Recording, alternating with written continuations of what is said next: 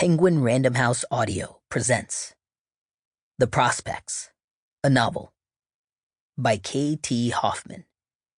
Read for you by Shaan Dasani, with a note read by the author. For Glenn Burke, Lou Sullivan, and anyone else who had to be the first, thank you for the worlds of dreaming and hoping and wanting you made possible. Author's note. This book is an optimistic one in which the characters search for and cling to hope in all its many forms. It is also about a gay transgender man existing in the very cisgender heterosexual space of men's professional baseball. There are, accordingly, brief instances of verbal and systemic transphobia and homophobia, as well as references to the misogyny trans men often continue to face after we come out. Please also know that just as trans people use many different words to describe our bodies for reasons as varied as the people those words describe, Gene chooses his because they are comfortable to him. They may not be the words every trans man would choose, but they are his. Finally, this book contains brief depictions of panic attacks. The Dream Lives. Dave Sims, announcing the return of playoff baseball to the Pacific Northwest. Part 1. AAA, Beaverton. Chapter 1. April. Current record, 0-0. Gene Ionescu has always loved every detail of baseball, but none quite so much as its near-complete indifference to the body. In few other sports can a 5-foot, 2-inch sprinter appear on the same roster as a 6-foot, 5-inch pitcher. Size, muscle, height, maybe a few extra inches of reach or long-running legs helps.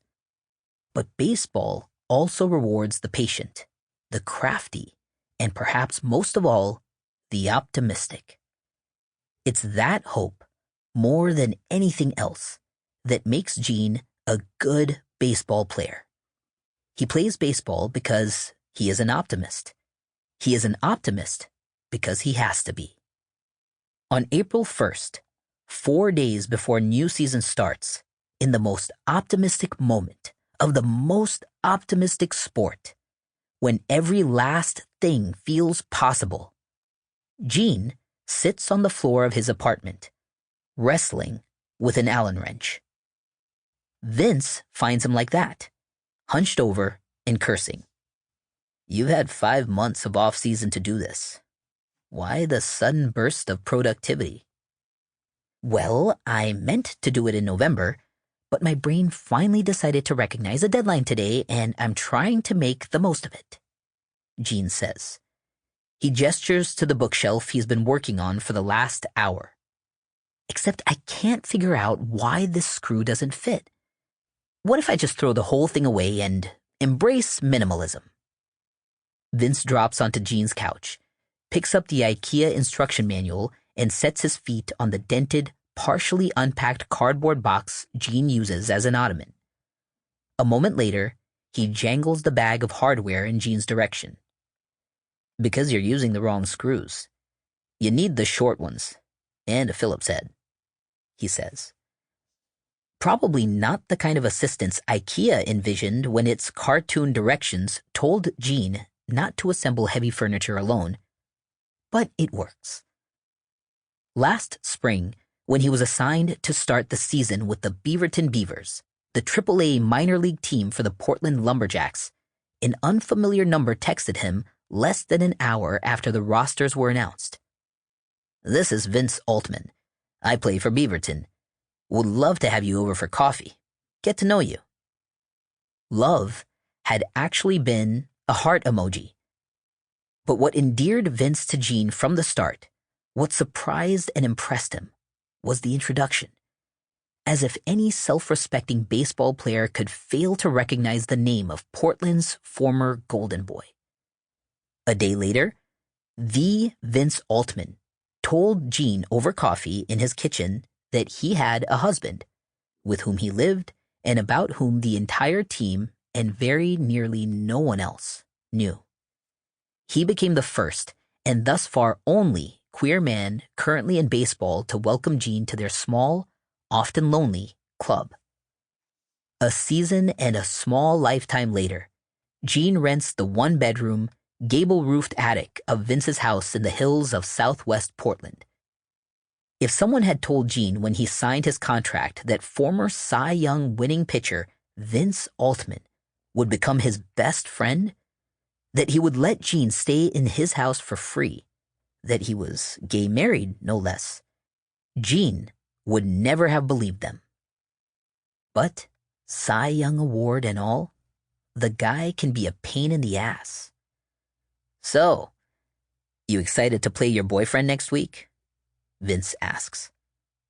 Gene pushes the bookshelf off his lap and flops, perhaps a little more dramatically than the situation calls for, onto his back. You can't be mean to me on my birthday. Like fuck I can't. Gene already has to see Luis Estrada 24 times a season, which is 24 more times than he'd prefer. He doesn't get why they have to talk about him too. Because Luis Estrada is not Gene's boyfriend. Not even close. He's the thorn in Gene's side. The popcorn kernel stuck between his teeth. The crack in his ass. And still somehow the blandest man alive. Every time Beaverton plays his team, Luis makes some absurd catch, always when Gene is at the plate. Luis never even reacts to it, just tosses the ball back to the pitcher like nothing happened. Plus, Luis won last year's minor league Gold Glove over Gene. Then didn't even bother showing up to the ceremony, and Gene has always been a rather impressive grudge holder. But before those 24 games, before the Gold Glove and the absurd catches and barely justified grudges, Luis and Gene shared a baseball diamond for one strange, sublime season of college ball. It was the abrupt end to their time as teammates that then begot the sharp-jointed discomfort that makes itself known between them now, every time their schedules collide. Of course, Vince ignores all those details in favor of latching onto one offhand, year-old comment about Luis's perfect hair that he can't even prove Gene made. Gene stands by said comment, but still. I would rather, Gene starts, Vince groans, and Gene talks right over it. Wear the Beavers mascot costume to my ex-boyfriend's wedding. Then spend even 1 minute with Luis Estrada. Vince finishes. He considers, then admits, that was a pretty good one.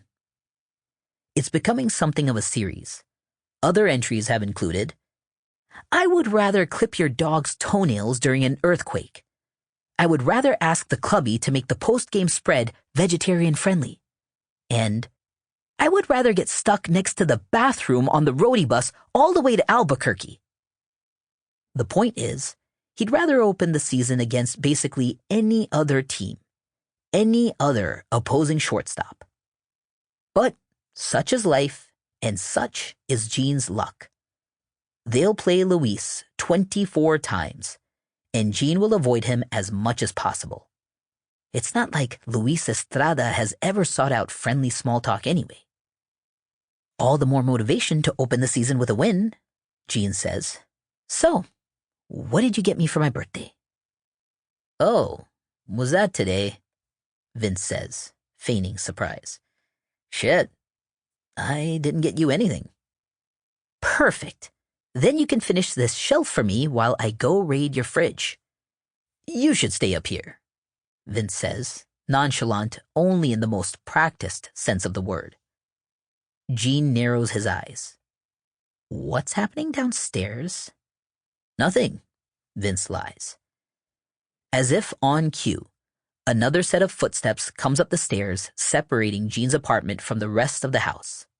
Jack, taller than his already tall husband, a certified bear and handsome in the most comforting of ways, pops his head into Gene's apartment.